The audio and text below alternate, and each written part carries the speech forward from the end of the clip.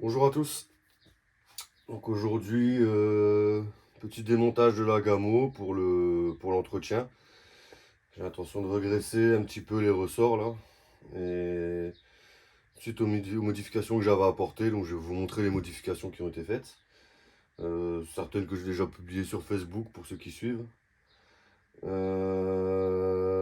voilà, démontage du mécanisme pour aller voir ce qui se passe à l'intérieur, voir si les ressorts ont bien accepté l'augmentation de puissance j'ai en même temps un petit entretien, parce que bon, ça fait jamais bien de mal.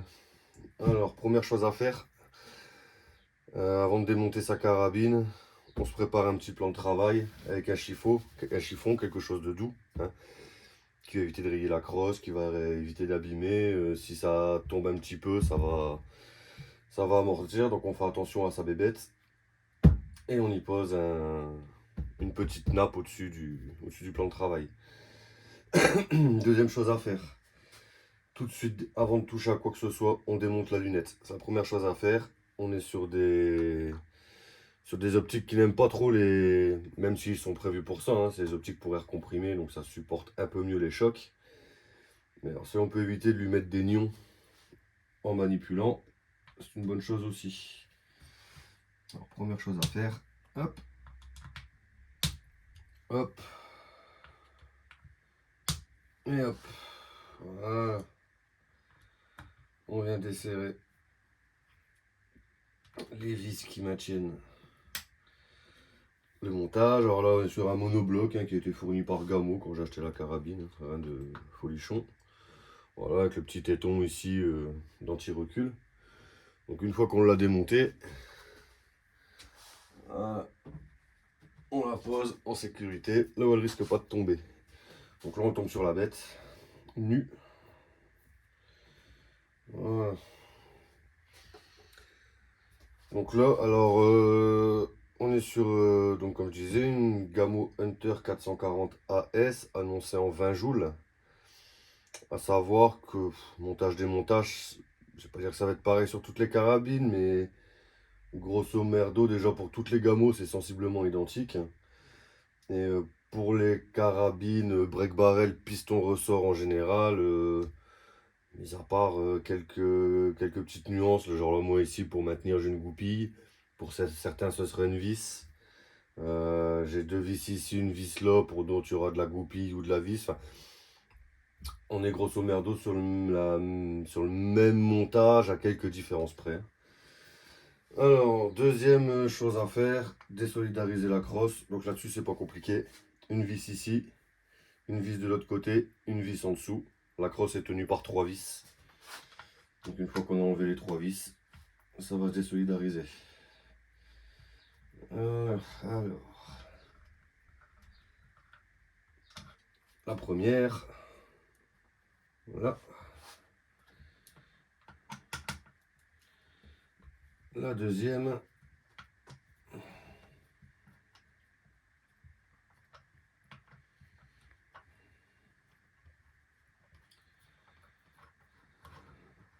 Bon, désolé, je suis un peu long, c'est dimanche matin.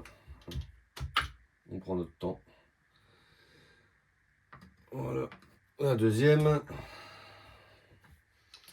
Et la troisième va se trouver ici. Alors à ne pas confondre avec le réglage de détente qui est un peu plus au fond. Alors je sais pas si on le voit, mais le réglage de détente est au fond. Et la vis à démonter. On est sur du torx de 25. Voilà. Voilà, copine. Voilà. Hop. On lui sort sa vis. Et voilà. Donc pareil, on repère bien ses vis. Hein. On remarque bien qu'on en a une plus longue et deux courtes. Ça paraît évident pour certains. Pas envie que d'autres essaient de planter celle-ci à l'intérieur. Hein. Donc on repère bien ses vis. Et une fois que c'est fait, la crosse peut sortir. On fait attention en sortant la crosse. Moi en l'occurrence j'ai une pièce mobile, je vais vous la montrer. Voilà. Donc la crosse est sortie. Hein. Elle c'est pareil, on va la poser avec la lunette pour éviter qu'elle se viande et qu'elle se prenne des nions. Voilà. Alors ici, gamole plastique. Hein. Ils aiment bien le plastoc Gamo. Donc la petite pièce en plastique qui est le dos de la... pour venir finir, là où le pouce vient se poser quand on tire. Bon bref, ça c'est pareil. On met sur le côté. Et ici, on a également une pièce mobile qui peut partir quand on démonte, elle risque de tomber. Hein. Alors pour les puristes qui ont déjà une Hunter et qui l'ont démontée, ils se rendront compte que leur pièce à eux ici n'est pas verte mais noire. Moi mon chien l'a mangé. Ouais. Un jour j'ai démonté lors de mes différentes modifications, réparations, patati patata, et puis cette pièce est tombée. Et mon chien, un malinois de 40 kg, n'a pas trouvé mieux que de s'amuser avec ça. Donc j'en ai refait un avec un bout de...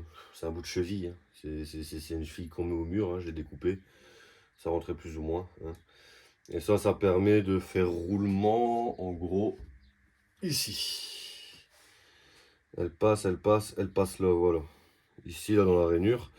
C'est quand vous brisez le canon, cette partie-là vient s'appuyer. Et c'est en plastique pour pas venir usiner le bois avec la partie métallique. Voilà.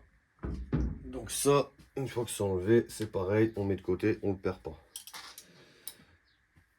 Et donc là, on tombe sur notre mécanique, donc qui est encore un peu grasse, hein, parce que je balance un peu d'huile dessus pour la maintenir, d'accord. Voilà, donc maintenant, démontage. Alors, la première pièce à démonter, ça va être le bloc détente. Pour pouvoir sortir tout ce qui vient à l'intérieur, vous voyez, c'est bouché par ici. Hein. Donc tout ce qui est système de ressort et tout, ça va sortir par là. Pour démonter le bloc détente, alors chez Gamo, ils ont un système, je ne sais pas si c'est comme ça ailleurs, hein, je vous dis, moi j'ai que du Gamo. Voilà, de lentilles pour ne pas pouvoir tirer. Alors je vous explique. Quand le canon est fermé, ici notre détente elle peut remonter jusqu'en haut, d'accord. Je ne sais pas si on voit bien. Hein. Ici on a un petit crochet là. Et quand on vient appuyer sur la détente, voilà, elle peut techniquement monter jusqu'en haut. Le but de cette pièce en plastique ici, c'est quand vous avez brisé le canon, voilà. Votre pièce ici, là, en plastique, elle va reculer. Et la détente n'arrive plus à monter. Ce qui permet de se protéger. Quand vous allez replier le canon à fond, vous allez mettre votre ressort en tension.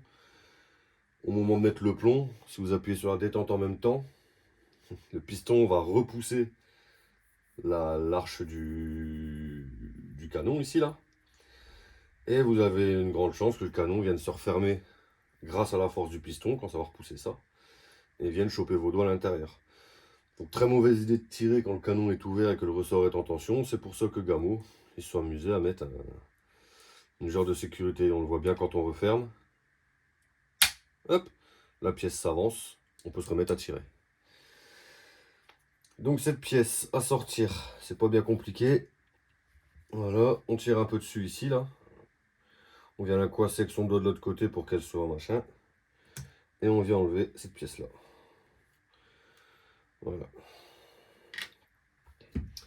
À partir de ce moment-là, elle est en sécurité en continu, elle ne peut plus tirer. Justement parce qu'il n'y a plus la tige qui vient tirer sur cette pièce et qui permet de larguer la détente. Donc là, c'est en sécurité toute seule. Et surtout, ce qui nous arrange dans nos affaires, c'est que le bloc détente n'est du coup plus bloqué avec ça. Donc à partir de ce moment-là, on peut ouvrir. Pour ouvrir, c'est pas bien compliqué. Voilà, on claque une goupille ici. On chasse la goupille et le système sort. Alors, certains diront que pour chasser la goupille, il faut y mettre ici une pression, là, comme ça. Le pousser vers l'intérieur pour aller contre le ressort. Et la goupille est censée tomber toute seule sans frapper. Je vous assure qu'avec celle-ci, après dernière modification, banane. Si vous voulez l'enlever à la main, grand bien vous fasse. Moi, c'est une goupille, j'ai un chasse-goupille, je la sors au chasse-goupille. Hop, donc 2-3 petites frappes. Pas besoin d'y aller bien fort, hein. De toute façon là j'y vais tout doucement, on voit que ça sort. Hein. Donc pas besoin d'y aller bien fort. N'ayez pas peur du sursaut du ressort, parce qu'en fait votre chasse-goupille, vous le laissez rentrer dedans. Hop, voilà. Et voilà ce qui se passe. C'est que votre chasse-goupille va retenir, tout simplement, en le laissant taper. Voilà, la goupille est sortie, hein, elle est ici. Hein. Et votre chasse-goupille va simplement retenir le ressort. Hein. Bon, après, c'est sûr que si vous prenez un chasse-goupille d'1 millimètre d'épée, j'ai peur que ça ne tienne pas bien. Mais là, en l'occurrence, ça tient. Une fois que le chasse-goupille est dedans, là, on peut se permettre de mettre un petit peu de force. On enlève le chasse-goupille. Et là, on laisse sortir tout doucement. Voilà. Bon, je vous laisse regarder un petit peu hein, comment ça se passe. Une fois qu'on a chassé la goupille ici, on voit que la goupille rentre ici. Voilà, on sort. Et on a tout le système qui va venir. Voilà. Voilà. Alors. Voilà. Le système de ressort. Alors. C'est à partir de maintenant qu'on n'est plus sur la même méthodologie que les autres gamos. Parce que moi, j'ai modifié justement.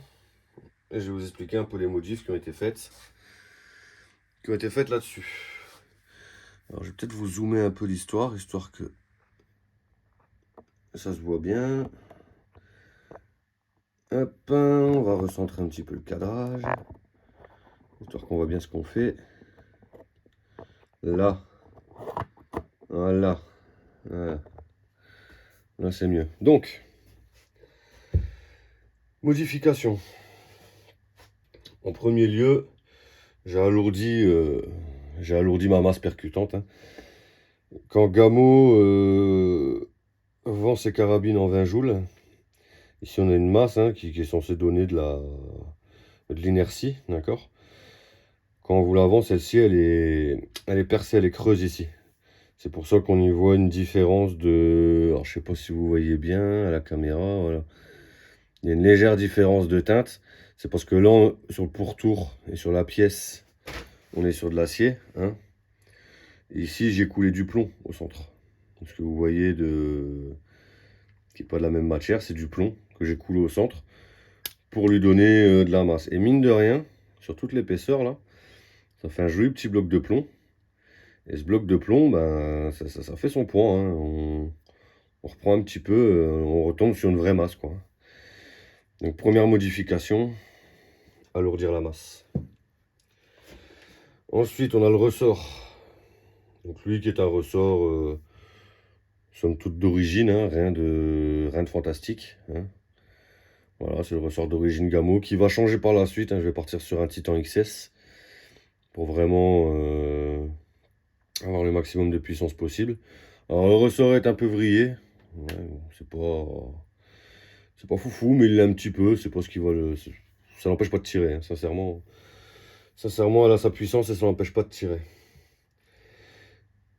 Et là, on est sur un système que j'ai fabriqué, entre guillemets, hein, où j'ai rajouté un ressort. Alors, ce ressort, à quoi sert-il? Alors, je vais vous expliquer ça rapidement.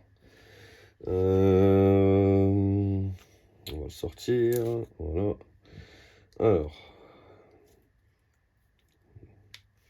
on va sortir si elle veut sortir. Voilà. Allez, voilà. Donc je débloque pas tout, hein, je vous montre juste comment ça se passe. Alors ici on a un guide, d'accord, qui lui vient guider le ressort quand il vient s'écraser. Hein. Ce guide, voilà, rentre ici et va avec du coup la goupille. Hein. C'est ce qui va maintenir le tout. Et ici, alors ça c'est... Fatalement c'est moi qui l'ai fait, on voit bien que c'est pas d'origine. C'est un morceau de barre à rideau. Hein. À l'origine, on avait une cale qui partait du fond et qui venait s'arrêter à peu près ici, quoi, vraiment pas très loin. Et en fait, on voit pas très bien ce que j'ai dit, voilà. Alors, on avait une cale ici qui venait du fond là, hop, et qui ressortait ici à peu près. Au bout de cette cale, on avait la rondelle. Où est-ce que t'es? On est là. Donc au bout de cette cale ici d'origine qui remontait un peu plus loin, là on avait la rondelle. Voilà. Oh, on va y arriver, hein. Voilà. Et directement notre ressort d'origine qui venait s'appuyer sur la cale. Et donc quand le quand le canon était brisé, quand on venait briser le canon pour armer, le ressort venait s'appuyer sur sa cale ici. Et c'est là où on voit que certains proposaient de rajouter des rondelles, justement pour avancer un petit peu le point de compression du ressort et l'obliger à se comprimer plus. C'est-à-dire qu'une fois que quand la rondelle est ici à l'origine, voilà à peu près, hein, on était à l'origine, on devait être là, à peu près, voilà, même un peu avant, enfin bref. Quand on venait de comprimer le ressort, notre ressort n'était pas comprimé à fond. Pour la simple et bonne raison que bah, le point d'accroche était bien trop loin, hein. Donc le ressort ne venait pas se comprimer à fond et on ne venait pas emmagasiner le maximum de puissance que le ressort pouvait encaisser. D'accord? Alors certains rajoutent des rondelles et viennent pousser un petit peu comme ça leur point de compression afin que le ressort se comprime bien plus. Ok? Ce que j'ai fait au début, quand j'ai voulu gagner un peu de puissance, hein, j'avais tout démonté. Hop, ici j'avais claqué une cale. Alors ça c'était la même cale qu'à la base, hein, qu'on soit bien d'accord, hein. Ici j'avais mis une cale comme ça, voilà. Qui était, donc la cale est ici, hein, et qui était un peu plus longue, qui devait arriver à peu près au niveau du crochet de détente là. Il y a le crochet là, j'avais remonté la cale un peu plus loin. Avec la rondelle au bout et le ressort venait s'appuyer. Et suite à réflexion, je me suis dit c'était quand même dommage d'être limité justement par la longueur de cette pièce, parce que rallonger la cale, effectivement c'est bien, mais on peut pas la rallonger trop loin, dans le sens où quand vous allez après vouloir mettre votre ressort et armer, si la cale vient trop loin, votre ressort va se comprimer, les spires vont finir par se toucher, et une fois que toutes les spires se touchent, ben, c'est fini, on peut plus aller plus loin, on peut plus armer de plus. Une fois que c'est bloqué, c'est bloqué. Donc il fallait trouver une solution pour qu'on puisse augmenter le point de pression, enfin, mettre le point de pression du ressort plus loin, sans pour autant être gêné par la compression des spires. Et c'est là que ce petit ressort vient en jeu. Tout simplement, alors je vous explique. Ce ressort-là, il est plus épais. Alors si je dis pas de bêtises, on va mesurer, hein, on va regarder ça tout de suite. Alors, ce qui fait la force d'un ressort, hein, les spires, enfin le nombre de spires, et surtout,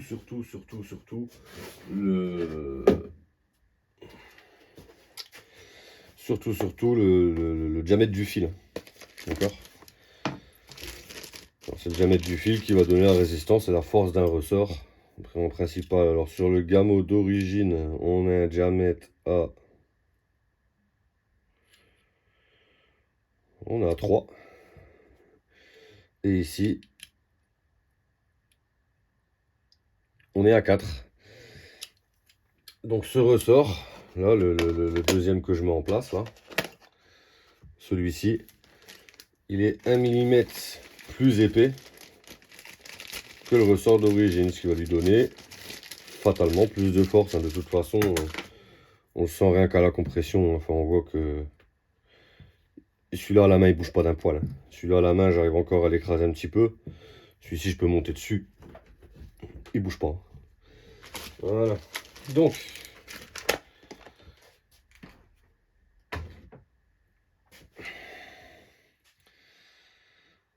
notre ressort ici, à quoi va-t-il servir? Quand il va être mis en position, c'est-à-dire que je vais venir le caler.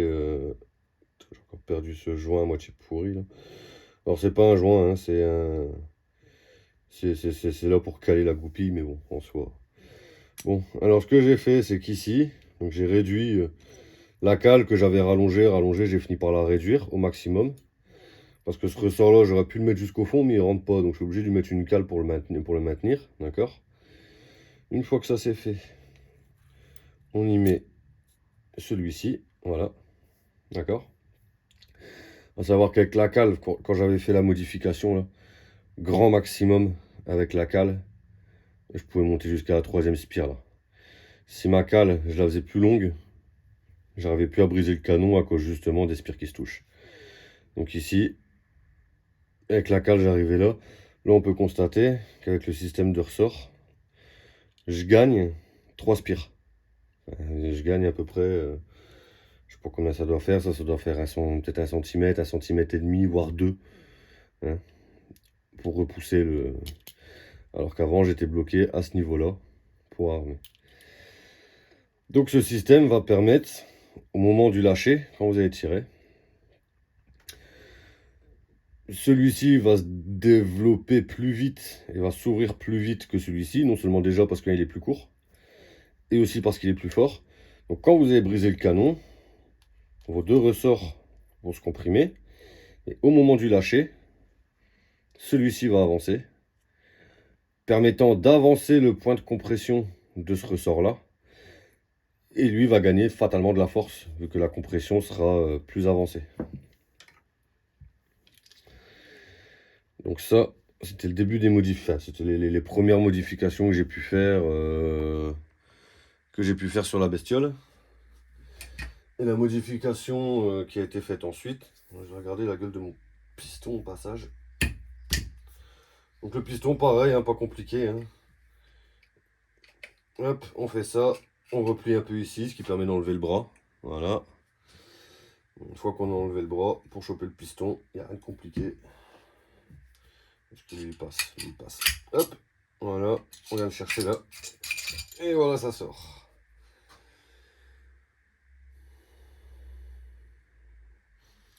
Alors là, j'ai largué pas mal de plomb avec. Hein. On est là, je sais pas combien j'en ai tiré, mais je sais pas, 200, 300 plombs depuis les modifications. Et je vous laisse voir par vous-même l'état du joint, qui n'a absolument rien, hein. Un peu sale. Pas de coupe, pas de... Il est vraiment pas abîmé, hein. Il a rien. Voilà. Et en modif, ce qui a été fait, c'est qu'ici on a, alors je sais pas si vous allez le voir, j'ai pas envie de démonter le canon, sincèrement. Je sais pas si on peut le voir d'ici. Voilà, je sais pas si on le voit bien, mais dans le fond là. Alors est-ce que je vais réussir à bien vous le montrer? Ouais. On arrive à voir le trou dans le fond là, qui est juste là au bout de mon ongle là, ici. Donc le trou de transfert, hein. C'est le port de transfert. Qui lui va permettre, alors c'est aussi simple que ça, hop, tout transfert à quoi sert-il? Enfin on le sait tous, à envoyer l'air qui est comprimé par le piston, d'accord, à l'envoyer au cul du plomb qui lui va le catapulter dans le canon. J'ai pas trouvé énormément d'infos sur les ports de transfert sur internet, j'en ai trouvé que très peu, et j'ai fouillé les forums, hein. Autant vous dire que j'ai vraiment cherché. Et niveau port de transfert, tout ce que j'ai trouvé, c'est quelques mecs qui ont essayé de percer plus gros. Et il y a 2 écoles, soit ceux qui, donc Ochrony, hein, qui n'y trouvent aucune modification. Et ceux qui, dès qu'ils percent, voient des augmentations de puissance. Alors ça joue à 1-2 joules en fonction de ce qu'ils ouvrent. Hein. J'ai vu pas mal de mecs qui ont percé, qui ont fait quelques... Enfin, un mec en l'occurrence qui a percé et qui a fait des tests Ochrony à chaque perçage. Donc il augmentait de 0,5 mm à chaque fois son port de transfert. Là, il ouvrait de 0,5 à chaque fois. Et à chaque fois qu'il ouvrait de 0,5, il gagnait 1 joule et demi à chaque ouverture. Dans d'autres forums, j'ai vu également un mec qui avait une Gamma Hunter aussi, il me semble. Annonçait 20 joules et qu'il les sortait pas du tout. Et il s'est aperçu que lui, son port de transfert était percé à 0,8. Il y a quelque chose. Il y a quelque chose avec le port de transfert. Alors moi, à mon sens, hein, port de transfert trop petit. Alors effectivement, c'est le principe du tuyau d'arrosage. Hein. Si vous passez un bout de tuyau d'arrosage, l'eau elle sort plus vite. On est d'accord. Là, un trou plus petit, en effet, l'air va s'accélérer. Le problème, c'est qu'on n'a pas besoin, enfin on a besoin que l'air rentre vite, hein, mais on a surtout besoin de pression. Je m'explique. Ici, quand le piston pousse, votre plomb va commencer à avancer à partir d'une certaine pression. Le problème, c'est que quand il va commencer à avancer, vous allez perdre de la pression fatalement, vu que le volume s'agrandit. C'est-à-dire là, le piston, quand le plomb est ici, votre volume se réduit à votre corps de pression là. Et dès que le piston va avancer, donc là on va monter en pression, mais dès que le plomb va partir, la pression va diminuer fatalement. Donc le but de la manœuvre, c'est de remplir le canon, d'envoyer de la pression dans le canon le plus rapidement possible. Et pour ça, il n'y a pas 36 solutions. Pour qu'il y ait un plus gros apport d'air, il faut ouvrir l'apport d'air. Il n'y a pas 36 solutions et ça se ressent au tir de toute façon. Donc, ouverture du port de transfert. Par contre, on ne l'ouvre pas n'importe comment. Donc déjà au niveau du perçage, il faut s'assurer de percer droit, que ce soit percé bien proprement. Tout démonter. J'en ai vu certains qui se sont amusés pour ne pas démonter. Alors quand on voit la vitesse, hein, ça se démonte, ça c'est quand même malheureux. Mais certains qui se sont amusés à ne pas démonter le système de ressort et de détente et de piston, de peur de ne pas savoir le remonter tout simplement. Et qui se sont amusés à percer ici avec... Alors ils ont démonté le canon, ils ont percé ça ici à l'envers avec de la graisse en espérant que les copeaux, en espérant que les copeaux de métal tombent et s'accrochent à la graisse. Non, non, ça se fait pas. On démonte l'arrière, on démonte son canon. J'ai démonté mon canon quand j'ai fait le perçage. Comme ça, on se retrouve juste avec notre fût. On fait notre perçage et on nettoie. On passe un aimant. J'y ai passé, j'avais un aimant pour les voitures, là, pour récupérer les vis qui sont perdues. J'ai passé mon aimant dans le fond, on vient récupérer, on nettoie, on met tout ce qu'on peut pour nettoyer, on sèche bien. Et une fois que c'est fait, après on repart sur un graissage et on remonte tout et voilà. Mais le mieux quand même c'est de démonter pour percer. Le diamètre du perçage, alors j'en ai vu des vertes et des pas mûres. J'ai vu des mecs qui perçaient à 2 mm et qui trouvaient que c'était bien. Certains qui perçaient à 3, à 3,8, à 4. J'en ai même vu percer à 4,5. Un célèbre youtubeur qui a une Stodger et qui s'amusait à percer à 4,5. Bon, chacun fait ce qu'il veut. Moi, à mon sens, à mon avis, ici, donc là on est sur une 4,5. Voilà. Là on est sur une 4,5. Et ce qui se passe, c'est que là voilà, donc on rentre nos plombs en 4,5. Et le plomb, quand il va rentrer,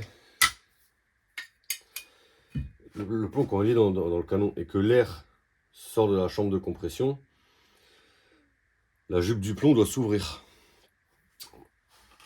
Elle va s'ouvrir pour venir accrocher les rainures du canon, donner une rotation au plomb et lui permettre d'avoir, grâce à cette rotation, une certaine précision, plus ou moins élevée en fonction des canons, en fonction des carabines, en fonction du plomb utilisé aussi. Mais en l'occurrence, c'est ce qui va permettre d'avoir de la précision et de ne pas avoir un canon lisse avec un plomb qui part où il veut. Le problème, donc moi ici j'ai percé à 3,5, ce qui permet de laisser, donc sur un plomb de 4,5, ça nous laisse 0,5 mm sur le pourtour du plomb. Ce qui permet à l'air de s'engouffrer vraiment à l'intérieur de la jupe lors du départ. L'air va vraiment s'engouffrer à l'intérieur de la jupe du plomb, l'ouvrir et pousser. J'ai peur qu'en perçant plus loin, l'air ne puisse se passer autour du plomb, d'accord, n'ouvrant pas la jupe et soit perte de précision, de puissance, etc. Parce que tout l'air qui passe autour du plomb ne pousse pas le plomb. Donc fatalement, on perd en étanchéité à ce niveau-là. Et voilà, c'est pour ça que moi, j'irai pas jusqu'à un perçage à 4 ou à 4,5, de peur justement que l'air passe au-dessus. Je me suis arrêté à 3,5, ça laisse 0,5 0,5 mm tout autour du plomb, ce qui permet vraiment à l'air de s'engouffrer à l'intérieur de la jupe, d'ouvrir la jupe. Une fois que la jupe elle est ouverte, là on a l'étanchéité et ça part. À savoir que à mon avis, hein, juste augmenter la puissance du ressort ou juste ouvrir le port de transfert, faire l'un sans l'autre, à mon avis ça sert à rien. Enfin, ça doit donner peut-être un peu de puissance, mais on ne doit pas gagner des masses. Dans le sens où, une fois qu'ici c'est libéré et que c'est ouvert, il faut quand même qu'il y ait quelque chose derrière pour pousser au cul. Il faut que ça pousse vraiment bien parce que justement, c'est ouvert, c'est libéré, on peut y aller. Si on veut gagner de la puissance, ben, autant la chercher partout, hein.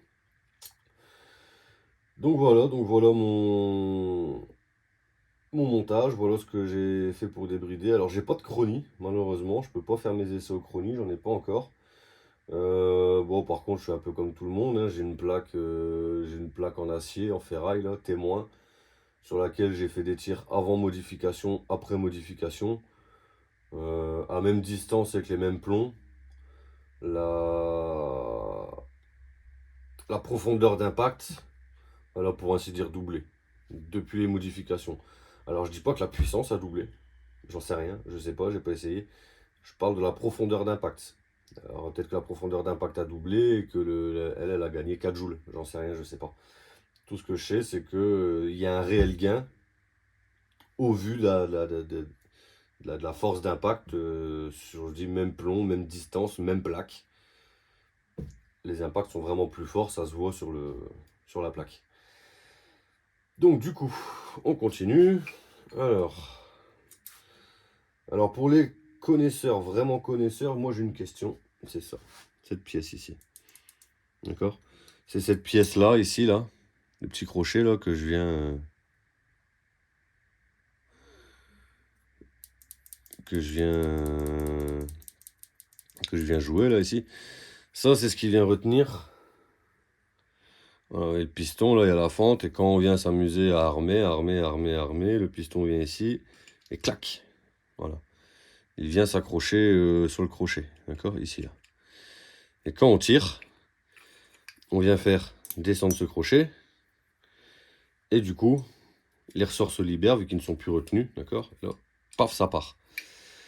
Ma question est la suivante. Alors, pour vraiment ceux qui connaissent, alors j'hésite, hein. Bon, je pense que ça devrait tenir. Je vois qu'il n'y a pas. C'est aussi pour ça que je démontais, parce que je voulais vérifier. Moi, j'ai peur que cette pièce-là, elle casse. Avec la force que les deux ressorts vont ajouter, plus par la suite le Titan XS, j'ai peur qu'ici ça pète en fait. Enfin, on voit le crochet, il est vraiment très léger. Je sais pas ce que c'est, si c'est un acier, si c'est un aluminium, si c'est. Ça a l'air assez solide, hein, ça n'a pas l'air d'avoir bougé, mais c'est vraiment ça qui me fait peur. Et le problème, c'est que si ça pète, ça va fatalement péter quand c'est en tension. Et là, c'est un coup qui part dans le vide. Enfin, qui part, c'est un coup non désiré, quoi. Ça part tout seul, et c'est ce qu'on appelle le coup qui part tout seul. Si là, ça pète, ça part. Donc ça m'inquiète, donc je démonte régulièrement. Là, aujourd'hui, je démonte avec vous pour vous montrer, mais moi, je démonte régulièrement lors de mes entretiens. Et tout de suite, je vérifie cette pièce, qu'il n'y ait pas de fissure, qu'il n'y ait pas d'accroche, qu'il n'y ait pas de rien. Donc on voit, hein, c'est assez graissé à l'intérieur. Oh, je pense que ça doit aller. Je pense que ça doit tenir. On verra avec le XS ce que ça donne, mais je pense que ça doit tenir. Alors, petit graissage des ressorts. Donc là, on est sur une graisse silicone, hein, une graisse siliconée, qui permettra de ne pas faire trop mal aux joints, hein, parce qu'il y a justement du silicone. Et l'intérêt de tout ça, c'est que ça... Du silicone, comment dire? C'est que ça... Tout ce qui va être joint, enfin pâte à joint silicone, graisse, lubrifiant, etc. L'intérêt du silicone, c'est que ça n'a pas peur du... Ça n'a pas peur de l'humidité. Ce qui est logique, hein, quand vous mettez du silicone dans votre salle de bain, hein, c'est justement pour protéger de l'humidité. Donc tout ce qui va être à base de silicone n'a pas peur de l'eau. On fait des montres, et c'est pas conducteur non plus. On fait des montres justement quand on veut les équilibrer en pression, ce qu'on appelle des montres équipression, pour qu'elles puissent descendre à 5, 600, 800 mètres de profondeur. On leur met de l'huile de silicone à l'intérieur, parce que justement c'est pas conducteur et c'est un effet vachement hydrophobe. Bon, même si c'est pas pour ça qu'on met l'huile de silicone à l'intérieur, hein, mais bon, ça aide. Hop. Donc là, je lui ai mis un petit peu de graisse de silicone, voilà, sans trop en abuser, hein, faut que ce soit... Voilà, faut que ce soit agréable, faut que ça glisse dans les mains, mais ça sert à rien d'en abuser. Le but, c'est vraiment juste que on protège le métal de l'humidité, hein. Et honnêtement, le silicone pour protéger de l'humidité, enfin, il n'y a pas beaucoup mieux, hein. Voilà, donc mon premier ressort graissé. Je vais le repositionner, hop, à sa place, voilà. Et lui, sincèrement, pour le plier, on voit qu'il y a un mouvement, mais très très compliqué. À savoir que quand on plie le canon, il se plie. Enfin, c'est pas, il reste pas dans la même position. De toute façon, c'est pas compliqué. Dans cette position-là, s'il restait comme ça, je pourrais pas plier le canon à fond. Il est obligé de se plier lui aussi pour que le piston arrive jusqu'au bout. Hop, notre petit joint d'origine. Voilà. Joint, pardon, ressort. Hop. Alors ça, c'est un peu plus dur à... Hop là. Voilà. On va remettre un peu ici. Hop là. Dans les doigts, ça ira mieux. Hop.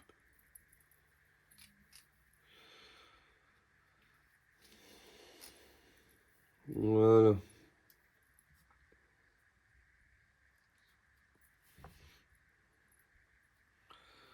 Voilà, voilà. Hop. Donc là, on a bien graissé. Ici. Bien finir la fin. Hop là. Tac. Voilà. Donc là, le ressort est suffisamment gras. Ça sert à rien d'aller plus loin. On va lui remettre sa masse. Voilà. Alors, le principe de ça, d'alourdir la masse, hein, en fait, ce qui se passe, quand vous allez tirer, quand votre piston, voilà, il arrive en début de course, et qu'il va venir pousser l'air, il va déjà se confronter à la résistance du port de transfert, hein, c'est le principe d'une seringue. Hein. Voilà, on a un gros diamètre, on va faire passer l'air par un plus petit diamètre, il y a résistance. Et il y a aussi un effet de coussin d'air. C'est-à-dire qu'à force, quand votre piston va partir, voilà, on a augmenté la puissance de départ grâce au ressort. Hein. Quand il va partir et qu'il va arriver en, ouais, je sais pas, peut-être milieu, fin de course, je sais pas exactement quand ça part, hein, ça va tellement vite de toute façon. Il va y avoir un effet coussin d'air, c'est-à-dire que l'air comprimé, il faut savoir que là-dedans ça monte à 200 bars. Hein. L'air comprimé va avoir tendance à le retenir. Alors certains diront que oui, c'est mieux parce que ça évite que le piston vienne claquer en bout de course. Autant vous dire que celui-là, il a claqué une paire de fois déjà, hein, avec toutes les modifs que j'ai faites dessus, il a rien. Et quand bien même il viendra fissurer, bon bah c'est un piston Gamo, hein, alors je vous déconseille de faire ça avec les carabines de grand-père dont on trouve plus les pièces, etc. Maintenant sur une carabine Gamo, enfin c'est limite du consommable, hein, on va pas se mentir. Le joint là, le jour où il est mort, je le change, et les joints le jour où ils sont morts, je les change. On va pas se... Le but c'est, une fois qu'on sait les démonter, on sait les réparer, et voilà c'est tout. S'il faut changer un joint, on change un joint. Vous servez votre voiture tous les jours, vous faites des vidanges et vous balancez pas votre voiture à la poubelle dès que l'huile elle est usée. Bon bah là c'est la même chose. Hein. Une fois que ça se sera usé ou que ça aura vraiment tapé, bon bah là pour l'instant ça a l'air de tenir. Hein. Et puis on a une sacrée masse au bout. Hein. Je sais pas si ça se voit là, mais bon, avant qu'ici ça fissure, je pense qu'il va quand même se passer un temps. Et quand bien même ça fissurerait, bah c'est tout, c'est pas grave. Bon, toujours est-il que quand le piston vient s'écraser, on a cet effet coussin d'air ici qui va l'empêcher d'aller jusqu'au bout, d'accord? Et c'est à ça qu'elle sert la masse. Beaucoup de gens m'ont dit elle sert à rien, c'est juste, aussi ça fait un effet cale au bout du ressort qui permet de le comprimer un peu plus. Ouais, ouais, dans ce cas-là, pourquoi Gamo ils ont pas mis une cale plus longue en plastique qui leur coûtait moins cher au lieu de se faire chier à mettre ça? Ça n'a aucun sens. Ça vient réellement, ça donne de l'inertie au piston, il faut caler le au bout. Ça va donner de l'inertie au piston qui va lui permettre justement de combattre cet effet coussin d'air. Il sera lancé plus fort et, si on va encore faire une référence par rapport aux voitures, hein, il est plus facile d'arrêter une voiture d'une tonne que d'arrêter un poids lourd de 40 tonnes. Là on est exactement sur la même manière, hein. Une fois que c'est lancé, c'est plus facile d'arrêter ou de faire ralentir un piston léger qu'un piston lourd. Bon. Alors ça ne joue pas à grand chose, hein, le peu de poids qu'on a gagné ici, mais ça permet de gagner. Alors, voilà, on essuie ses doigts qui sont encore pleins de graisse silicone sur le piston, ça lui fait du bien. Hein, voilà. Un petit peu sur la masse aussi, ça va pas la tuer. Encore les doigts bien grands, hein. On va se voir que Voilà. Tac.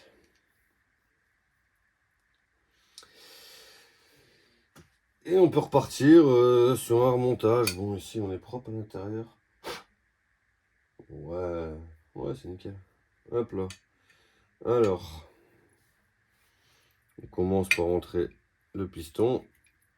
Voilà, sans forcer. On fait rentrer le joint gentiment. Voilà. Bon, je dis sans forcer. Faut forcer un poil quand même, hein, sinon ça passe pas. Hein. Mais ça reste de la mécanique assez précise. Donc, fatalement, le piston il rentre pile poil. Voilà. Voilà, est-ce que je l'ai bien? Hop. Voilà. Voilà. Une fois que la tête du piston elle est passée, on peut replacer. On peut replacer le guide. Alors par contre, je pense que j'ai fait le con. Le piston, je l'ai pas mis bien droit. Voilà. On va y replacer son guide. Voilà. D'accord. Donc ici, on a replacé le guide dans le trou. Ok. Bon.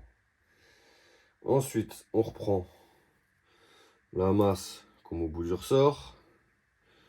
On va rentrer à l'intérieur du piston.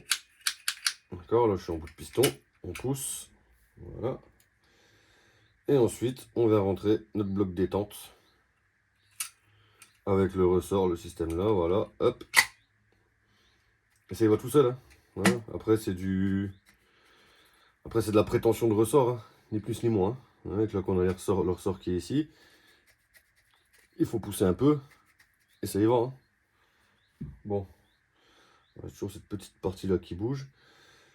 Je vais rentrer ça, je sais pas si vous allez le voir à la caméra, ça va être compliqué parce qu'il faut la tenir en l'air. Voilà, hop. Alors. Ah, voilà ce que je fais. Hein. Ici, on vient appuyer et on arrive à rentrer sa goupille tout doucement, d'accord? Là, voilà, et là, la goupille elle va rentrer ici. Bon, par contre, il faut que je l'appuie comme ça parce que sinon, j'arrive pas à appuyer. C'est quand même un peu dur. Hein. Il y a les ressorts à l'intérieur. Hop là. Hop.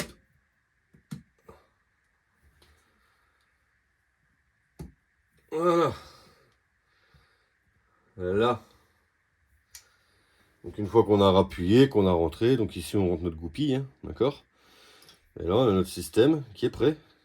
Ni plus ni moins. Hein. Le piston est en place. Les ressorts sont en place. Ici, on y voit notre rondelle, ici, là. Voilà. La deuxième partie de ressort. Et voilà, on est prêt. Hop. Petit coup de chiffon. Hein. Alors merci d'utiliser un chiffon doux et propre. Hein, la règle déjà là, hein, d'accord. Donc merci d'utiliser un chiffon doux et propre sur vos bestioles. On va pas chercher le bavoir plein de sauce tomate ou le... Même là, on a beau prendre des chiffons propres, il y a encore des merdes là. Hop. Voilà. Donc on va pas prendre le bavoir ou le torchon dégueulasse ou je ne sais quoi. On prend quelque chose de doux et propre. Hein, voilà. Voilà. On graisse bien tout ça. Ensuite,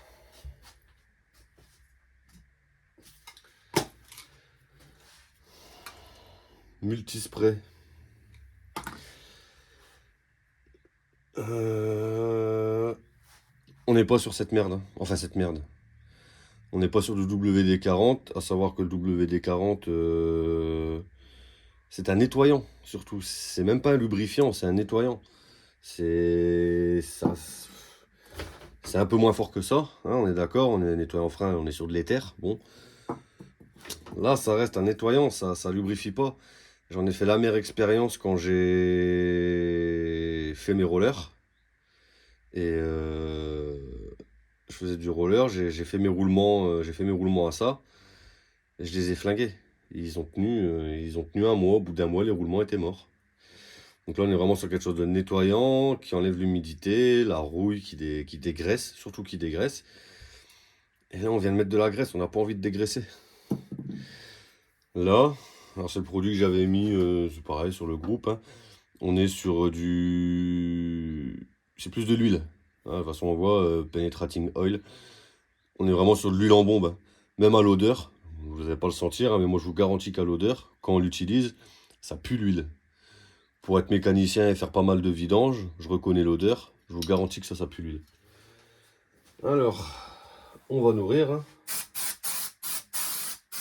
Hop. Voilà.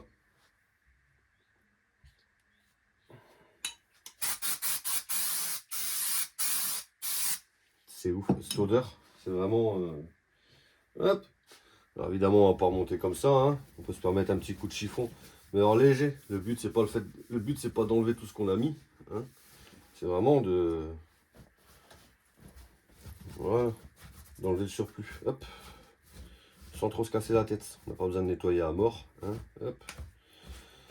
On évite d'en mettre trop en dessous. On peut en mettre un petit peu, hein. Très léger. Après, on a graissé les ressorts, hein. Donc voilà. Si on en met trop ici, dieseling. Il faut être sûr et certain que en bout de course, vous allez comprimer de l'huile. Et on va se retrouver avec un joli moteur diesel, hein. Hop. Voilà. Et si on a un peu trop, c'est pas grave. C'est rien. Vaut mieux un peu trop que pas assez, hein. Voilà. Voilà. Tac. Au toucher. Donc là, ça se voit peut-être pas. Au toucher, c'est toujours grand, hein. D'accord. Alors même si je fais avec le dos de la main, en effet, j'ai mis de la graisse de silicone. Avec le dos de la main, au toucher, c'est toujours grand. Voilà. Une fois qu'on a remonté tout notre petit business, alors ici, je nettoie le moins possible sur l'huile, parce que ben, c'est du mécanisme. Ça fait du bien d'avoir de l'huile. Une fois qu'on a remonté notre système de ressort, qu'on a regraissé un petit peu, hop, on peut aller rechercher notre sécurité ici. Hop, voilà. On vient faire rentrer l'huile dans le trou. Et le petit crochet là, il va venir s'enquiller à l'intérieur. Vas-y. Bon, faut avoir des doigts d'enfant de 4 ans, hein, mais...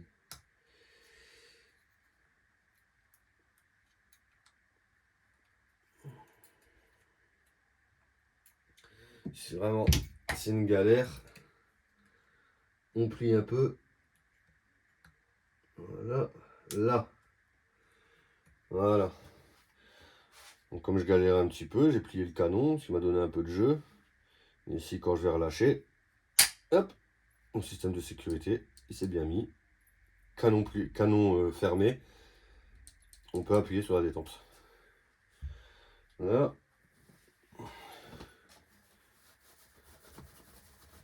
Voilà, vite fait. Voilà. Et puis bah là, on arrive au moment où on peut remonter notre crosse. Hop. Voilà. Alors pour remonter la crosse, on n'oublie surtout pas cette pièce qui vient se positionner ici. Pour la simple et bonne raison que bah, sinon vous allez usiner votre crosse là, hein, et puis bah, ça va finir par plus fonctionner, hein. Toutes les pièces ont leur utilité, même si on ne croit pas au début, mais elles ont toutes de l'utilité. Alors,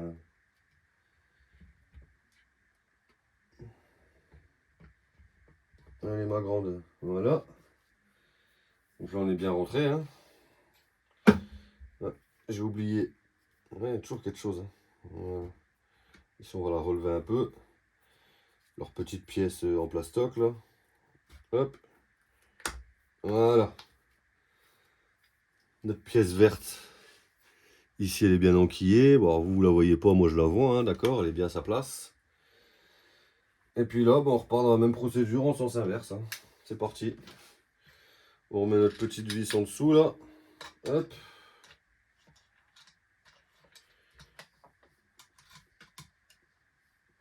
Voilà. On appuie bien sur le corps.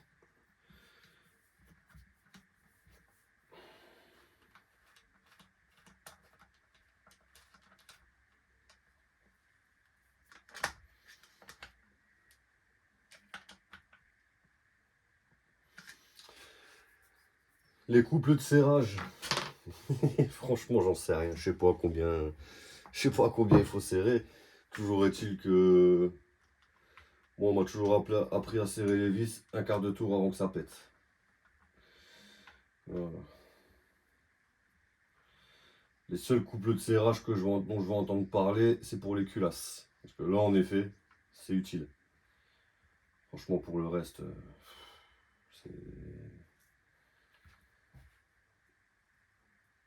c'est un peu surfait. Alors ici, on n'y va pas comme des brutes. Hein, et je vais vous expliquer pourquoi l'autre vis. Hop, voilà, non, si ça va pas, on resserrera après. Voilà. Il y a toujours quand il y a toujours que ça pète. Voilà pourquoi ici on n'y va pas trop fort. Parce qu'on est directement sur le bois. Et on est sur de la vis, à empreinte là. Il y a une empreinte à l'intérieur là. Je sais pas si on les voit.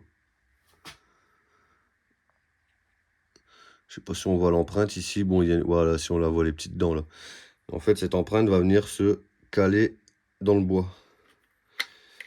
Ce qui l'empêche de se desserrer. Une fois qu'elle est prise dans l'empreinte, pour la faire partir dans l'autre sens, c'est un peu plus compliqué. C'est pour ça que celle-ci, on n'est pas obligé d'y aller comme des bourrins. Hein. Enfin, les autres non plus, hein, mais voilà. Et quand on serre, on sent le...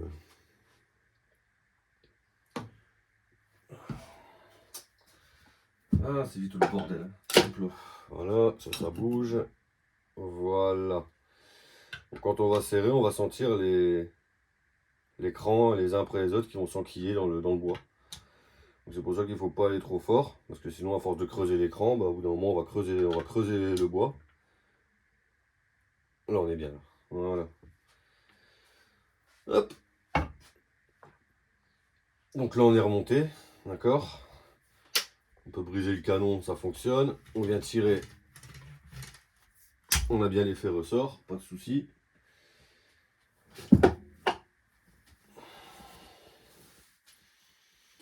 On n'hésite pas sur l'huile, les mangins, même à la réessuyer. C'est de l'huile de pénétration. Donc même si vous essuyez, il y a quand même une partie qui rentre. Hein. Hop. Le bois, ça aime bien l'huile. Si vous avez des crosses en synthétique, ça n'a aucune espèce d'importance de foutre de l'huile dessus. Autant vous dire que la crosse, elle s'en fout. Moi, ma crosse en bois, en l'occurrence, ça aime bien l'huile. Donc on lui met de l'huile. Hop. Tac. Un petit peu par au-dessus. J'entends déjà les puristes de l'Armistol en train de me traiter de connard. Hop. Voilà. Voilà. Alors, je suis désolé pour le petit bruit de fond, hein, je fais ça dans mon atelier, la chaudière juste à côté. Donc là, vous venez d'entendre ma chaudière se mettre en route. Hein. Voilà. Faut y aller sans être complètement dingue. Hein. Ça sert à rien de vider la bouteille. Hein. D'accord. On en met. Ça reste une arme, faut qu'elle soit graissée, on est d'accord. Si vous voulez mettre de l'armistol, mettez de l'armistol. Moi, je trouve juste qu'au prix de la bouteille, la Action, voilà, je trouve que ça fait un peu cher pour un résultat qui reste quand même relativement similaire. Hein. Enfin, moi, j'ai un reproche à ce produit, je m'en sers maintenant depuis... il faudrait regarder la dernière publication. J'ai publié sur ce produit quand je l'ai eu, là, sur le groupe de tir à la carabine. Et en soi... j'ai pas de points de rouille qui se sont déclarés, enfin ça m'a pas rongé mes joints, il n'y a pas de... Ça va quoi, enfin c'est pas... Je pense que c'est un peu comme tout, il y a des marques qui fonctionnent, qui vont très bien, en l'occurrence l'Armistol pour les armes, je ne crache pas dessus, ça reste une très bonne marque. Hein. Je dis juste que c'est pas les seuls à savoir fabriquer de l'huile. Voilà. Après, ce n'est que mon avis. Hein. Et à mon sens, c'est pas les seuls qui savent faire de l'huile. Voilà. Donc là, on repart sur une petite bestiole toute propre. Avec ces deux ressorts bien graissés. Ah, vous allez dire j'ai pas touché au joint. En effet, j'ai pas touché au joint. Donc là, on reprend la petite lunette. Hein. Mettre un petit coup de chiffon dessus au passage, ça va pas lui faire de mal. Hop. Un petit coup de chiffon gras. Ouais, ouais. Ouais, sur de l'alu, hein, donc avant que ça bouge, que ça rouille, on a le temps, mais bon. Pareil, ça lui fait pas de mal, un petit coup de chiffon, ça enlève la poussière. Un ami qui s'appelle Jean-Michel dirait on respecte son arme. Et il a raison. Et il a raison. Hop là. Tac. Ici, on peut repositionner. Alors pour ceux qui vont démonter, qui vont dire oui, mais j'ai réglé ma lunette déjà et j'ai pas envie de la dérégler. Mon ami, quand tu auras éclaté ta lunette en démontant, tu n'auras pas fait attention.